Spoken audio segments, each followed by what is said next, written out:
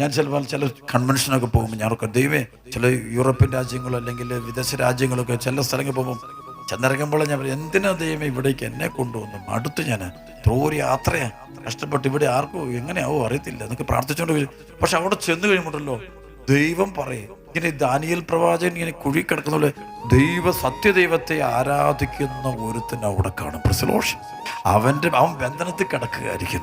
അവൻ്റെ കെട്ടഴിക്കാൻ വേണ്ടി കർത്താവ് എന്നെ അവിടെ വരെ കൊണ്ടുപോയത്.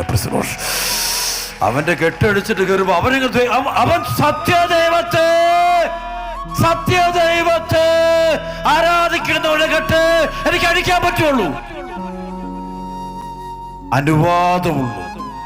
ആർക്കാണ് ഈ ബെത്സയിദ കുളത്തിന്റെ കരയിൽ ഒരുപാട് രോഗികൾ, തളർവാദ രോഗികളും മുടന്തരും കടന്നെങ്കിലും ഈശോ മിശിഹായ്ക്ക് സ്വർഗപിതാവ് അനുവദിച്ചിരിക്കുന്നത് അവിടെ 38 വർഷമായി സത്യദൈവത്തെ മാത്രം ആരാധിക്കുന്ന ഒരുത്തിന് അവിടെ കിടപ്പുണ്ട്. അവന്റെ കെട്ടഴിക്കാനേ അനുവാദമുള്ളൂ.